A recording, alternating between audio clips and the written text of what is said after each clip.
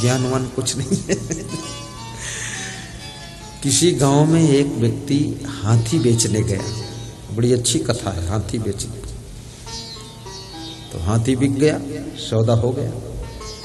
तो हाथी का मालिक जो था महावत खुश हो गया कि मेरा हाथी बिक गया।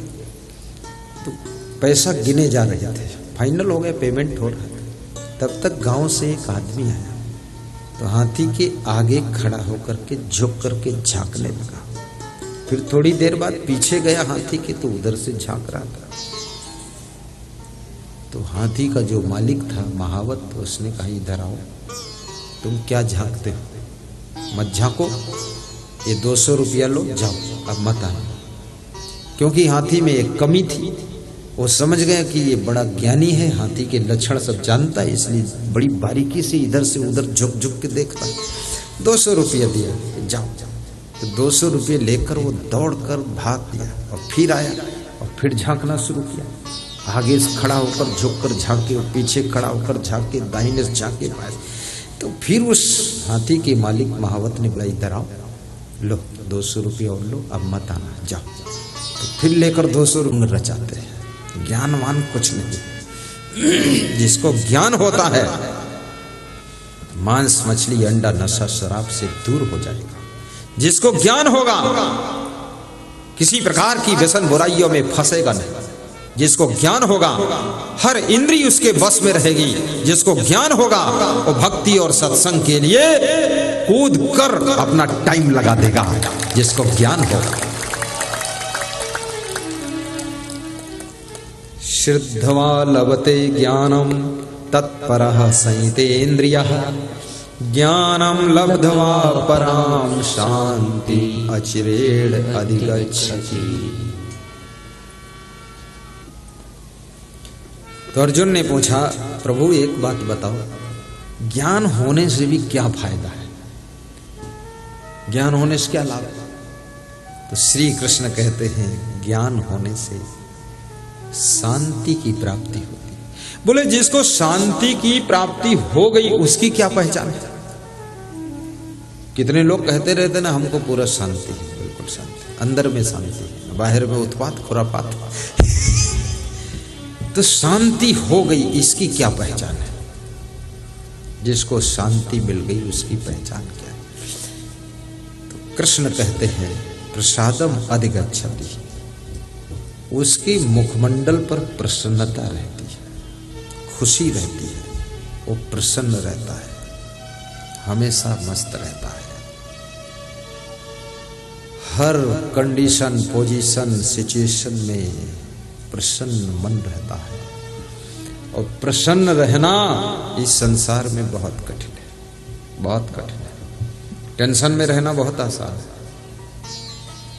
आदमी अकेला बैठा हो, आप आड़ से उसको देखो, उसका चेहरा बहुत चिंता में डूबता चला जा रहा है। ये तो सबके साथ में भीड़ भाड़ में सब हंसते हैं तो सब हंस देते हैं, लेकिन अकेले पता चलता है, आपका मन चिंता में डूब जाता है। एक बार मैं मध्य प्रदेश में सत्संग कर रहा था, सवेरे 5 बजे घंटी बजी, जागने की घंटी बजती हमारे यहाँ, सब जग गए। तो मैं तो उस दिन पहले से जग गया था,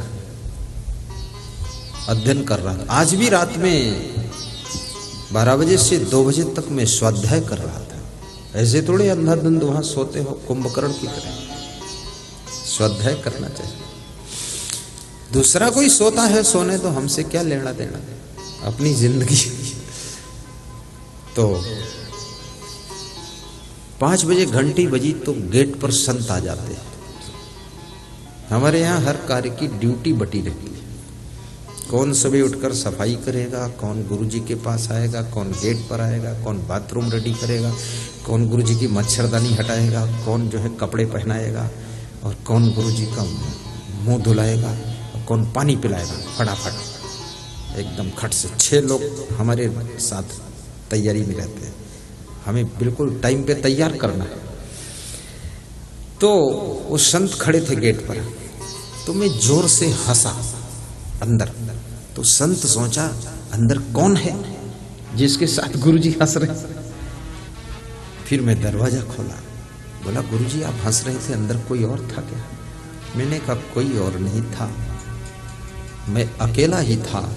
और अकेले में भी जो हंसता है, अकेले में जो खुश होता है, अकेले भी जो प्रसन्न रहता है, समझ लो उसको पूर्ण ज्ञान हो चुका है, इसलिए अकेले में खुश रहता है।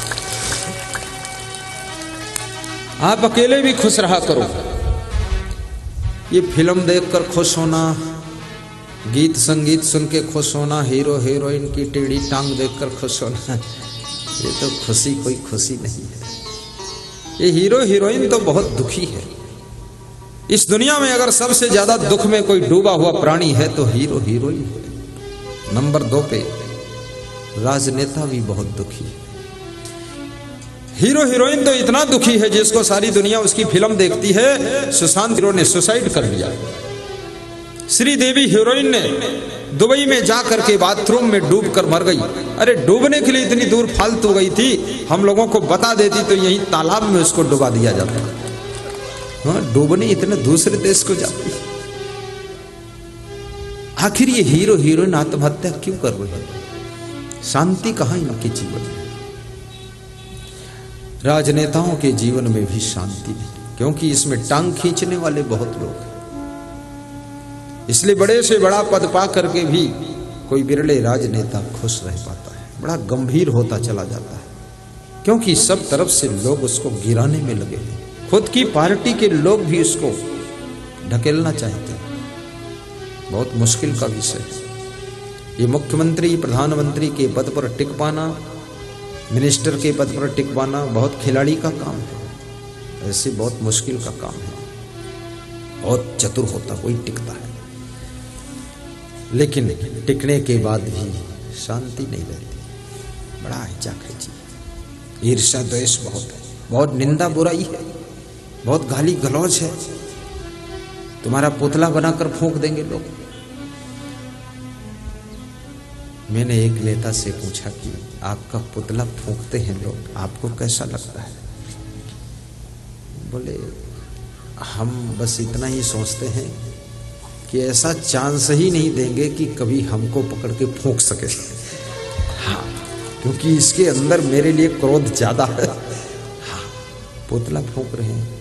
कितने लोग पुतला को जूतों से मारते हुए वीडियो बनाकर डाल देते हैं। बड़ी दुष्ट संसार में भरे हुए,